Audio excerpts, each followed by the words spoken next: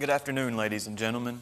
Thank you, Representative Alexander and staff, for having us here today at this very important medical marijuana and industrial hemp town hall meeting. I would like to speak today in support of medical cannabis for North Carolina. The current legislation, HB 185, has several very positive aspects, but also has a few negatives that are unkind to the medical cannabis patients. Here's a simple statement.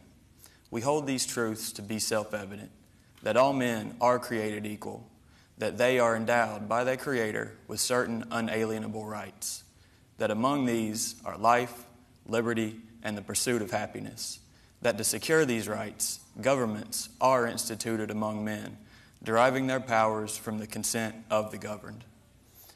The key words to me this day are consent of the governed. To me, this is what HB 185 is about, our consent to governance. This bill was drafted by citizens.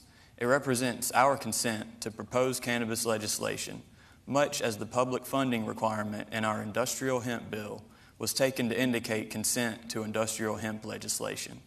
However, to represent our consent, there are provisions stated within this bill that are inviolable and must remain intact if, in its final form, HB 185 is to be our consent. It is my opinion that the community must make a firm statement to this effect. Since 2010, only one state has passed a medical cannabis bill containing homegrown plant cannabis, and those homegrown permits were only issued if strict criteria met, all in spite of the fact that the majority of bills that the people of these states presented to their legislators included homegrown plant cannabis. Homegrown provisions were subsequently stricken by legislators behind closed doors. Recently, state legislatures have also enacted extract-only legislation. Additionally, medicine is traditionally not taxed for obvious reasons. Our sick and suffering are not potential revenue streams to be exploited. Let's look at our requirements for patients. Homegrown. As it stands, homegrown exists in HB 185 and in an amount that will help patients. It must remain. Whole plant. To be beneficial to all medical cannabis patients, whole plant provisions must remain in our law. There is much scientific evidence to support the fact that cannabis is much more effective as a medicine when used as a whole plant. And taxes and fees. In order to have medical cannabis available in North Carolina, the taxes and fees proposed must be much more realistic. We need a tax and fee structure that is more beneficial to patients. Our 10-10-5 tax and fee structure in HB 185 would be one of the highest medical taxes and fees in the nation. Is that how we North Carolinians wish to treat the infirmed among us? Affirmative defense. HB 185 contains a statement to affirmative defense for those charged with cannabis crimes, but who don't have a medical cannabis patient registration card, but would otherwise qualify for one. It has protections where you cannot be fired from your job for testing positive for cannabis and having a registration card. There are no knee-jerk DUID provisions like some states have as well. That must remain in the bill in its final form.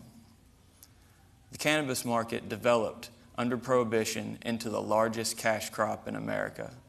If whole plant cannabis were to be removed from HB 185, every person not served by an extract-only product is a criminal. Unless we have a solution other than a law enforcement solution to the black market, an overwhelming majority of medical cannabis consumers will be forced into sourcing their cannabis from the black market simply because of the cost. This is a backyard plant. It should not be expensive.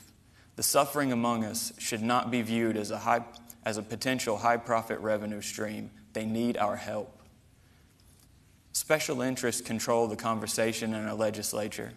Last year, North Carolina had a license plate bill in committee that behind closed doors became our industrial hemp bill and passed with bipartisan support in 36 hours. I ask you, what moves the North Carolina legislature so fast? Medical cannabis should be about what's best for patients, not special interests. We should not allow special interests complete control of the medical cannabis market in North Carolina. Vertically integrated firms with their eye on the North Carolina medical cannabis market have holdings containing plant grows, extract companies, distillate companies, topical and transdermal manufacturers, vapor technologies, and manufacturing. If whole plant, homegrown, and affirmative defense do not remain inside 185 in its final form, we will have handed complete corporate control to the We will have handed corporate America the capability to control the entire North Carolina medical cannabis industry.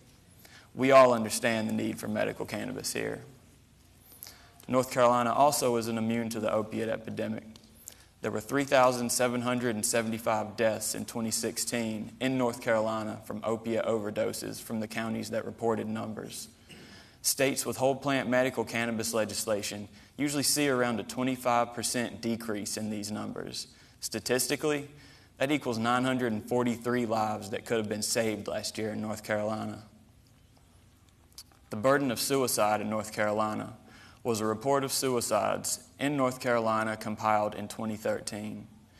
It was reported between 2009 and 2013, 505 North Carolina veterans died from suicide, at a rate 150% higher than the general population. There are 22 veteran suicides each day in America.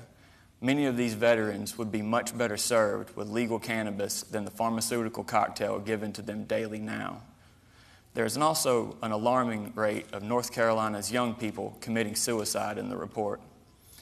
Statistically, 80% of the people in this room support medical cannabis. I know whole plant cannabis has been the savior of many in this room.